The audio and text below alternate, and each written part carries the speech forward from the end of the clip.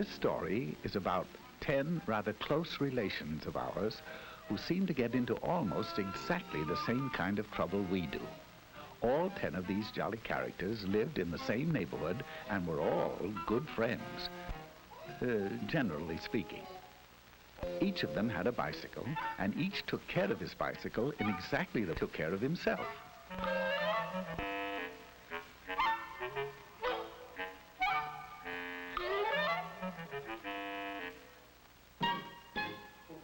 One day they held a group think and decided to have a picnic in a little park just 9 blocks away. Now that doesn't sound far, but a lot can happen in 9 blocks, right? Well, sound off out there. I said right? Right. So, they all ran home and made themselves sandwiches. I know that doesn't sound too likely, but of course, human. Then they hurried back, all ready to go. Now, one of the 10 was a rather hungry type. His name was Slim Jim McGupney, and his picnic lunch was what you might call a portable banquet, right? Right. Slim knew that his big sack would be hard to handle, so he asked Orville Slump if he'd carry it for him. Orville had a basket on the rear of his bike. He was a good sort, and he answered, okay. Some of the others noticed this and asked him if he'd carry theirs, too. Orville answered graciously, well, I guess so. And naturally, everybody else did the same until Orville's rear basket looked like a chuck wagon.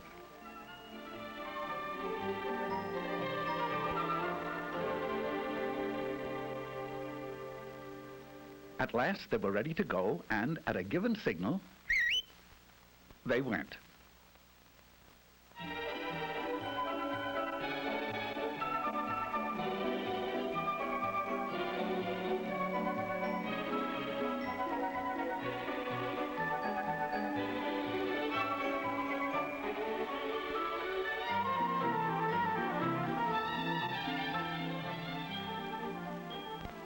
Now this is Rooty Toot Jasperson.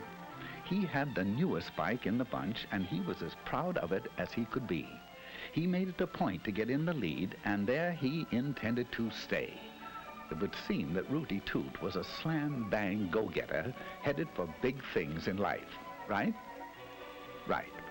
But when you have to be first all the time, there are a few things you find you don't have time for. Such things as making hand signals. Oh, he knew very well that bike riders are supposed to signal just like auto drivers. Hand down for slow or stop. Hand up for right turn. Hand straight out for left turn. But pretty soon, he began to feel silly making so many signals to stay out in front. So he skipped one to rest his poor old tired arm. Just one signal, once. At this point, Rooty Toot Jasperson left the party.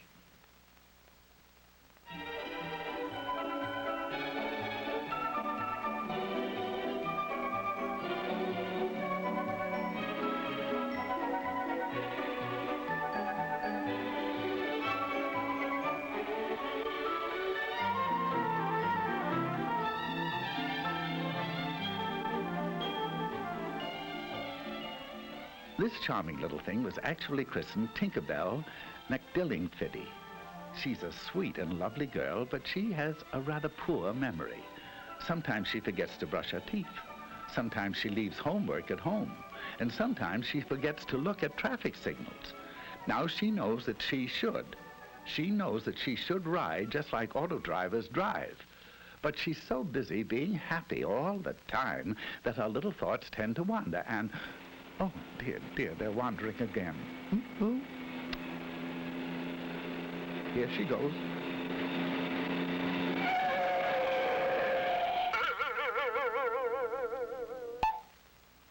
Exit Tinkerbell McDillingfiddy. She forgot now and then.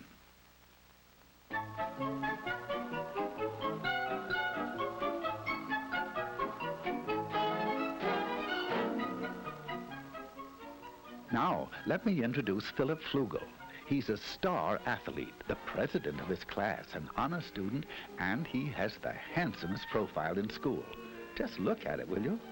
Now, Flug, as his friends call him, has one little flaw in his character. He is very easily bored. Right now, he's asking himself why everyone has to go up this side of the street. It's so samey. So, proving that even a class president can make mistakes, he decided to ride against traffic. Oh, he knows that auto drivers never do this, and that he should follow the very same traffic rules. But he's in the mood to do something different. Anyway, there are no policemen around to see him.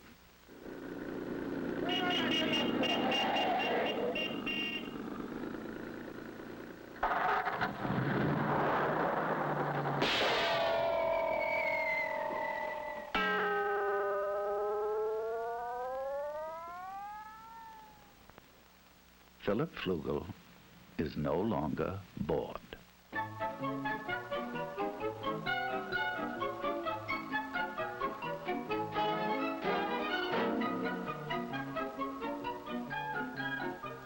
You've probably wondered about this fellow on foot.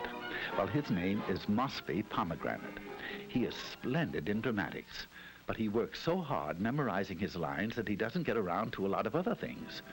He never made it down to register his bike and get a license for it. He knows very well that a license makes it easy to find out who he is if he's in an accident, and makes the bike easy to trace if it's lost or stolen. That's his trouble. Last week, while he was rehearsing the lead in King Kong, someone rode off with his bike. He went to the police, but of course they couldn't help him since it had no license or registration.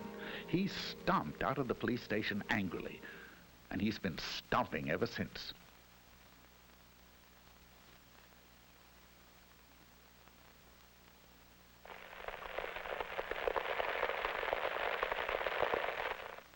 Farewell, Mosby Pomegranate, victim of fallen arches.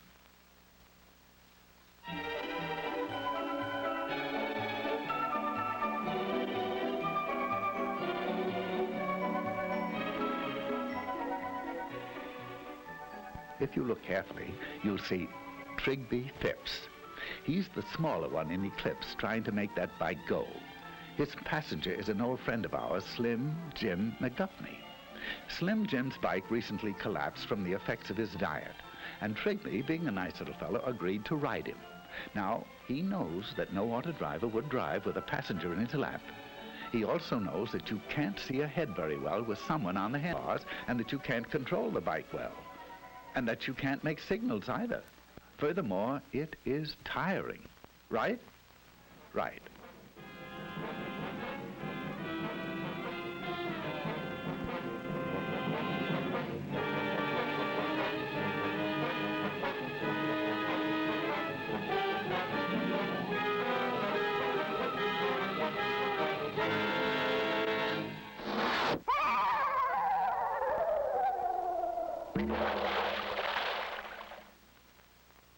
So long, fellas. There seems to be a flaw in the buddy system.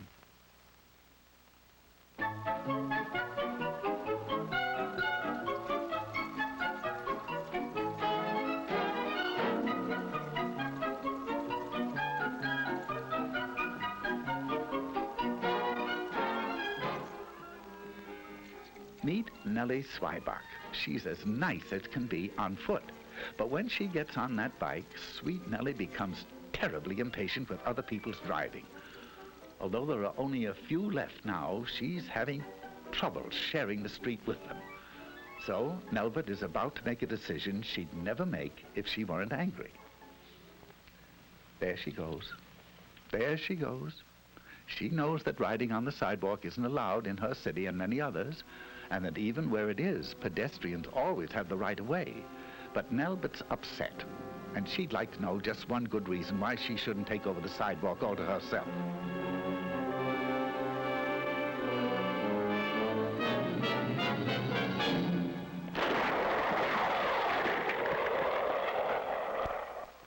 Nelbert Zweibach got her one good reason.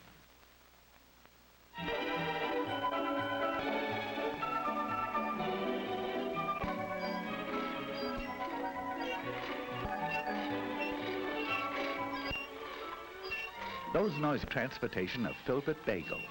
Filbert hates his old bike. He refuses to take care of it because his folks will probably give him a new one for his birthday.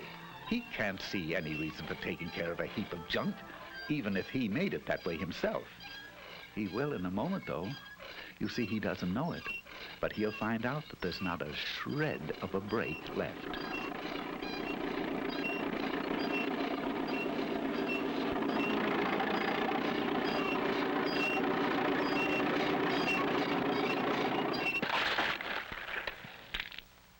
Now, Filbert would be the first to agree that if it's worth riding, it's worth taking care of.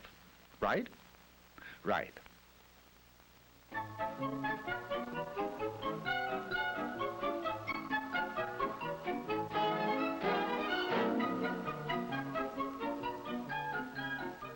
Quickly meet Stanislaw Higginbottom while you can. He's a nice boy, but he won't be with us long.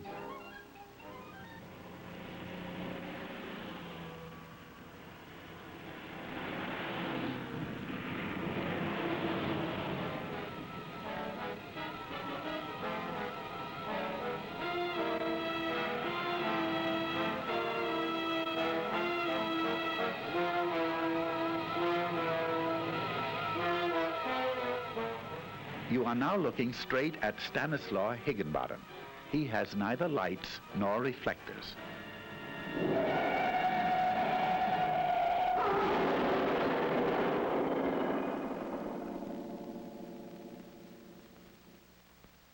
Stanislaw just wasn't quite bright enough.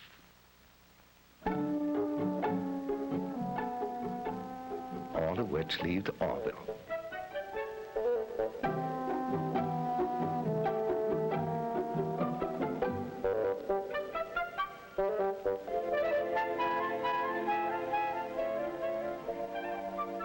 He'll get fat, all right. And here's why he ended up with all these groceries that he doesn't really want. This was Rooty Toot Jasperson. Maybe you remember why he didn't make the picnic. He didn't signal, just once. Do you recall Tinkerbell McDillingfiddy? She forgot to watch the signals, just once. And good old Phil Flugel, he rode up the wrong side of the street, once. Mossby Pomegranate was the walking one. He didn't get around to registering his bike and getting a license.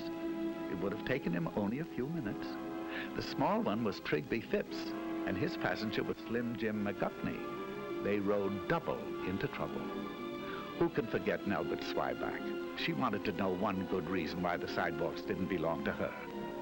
Then there was Filbert Bagel. He didn't take care of his brakes, so they didn't take care of him. And good old Stanislaw Higginbottom. No lights, no reflector, no Stanislaw.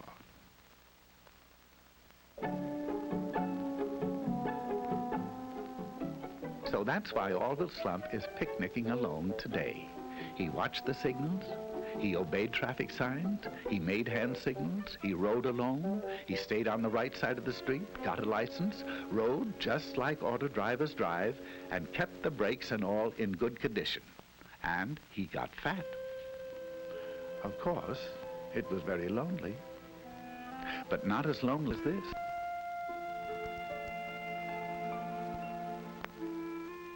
But then, as anyone can plainly see, he wasn't a monkey, right?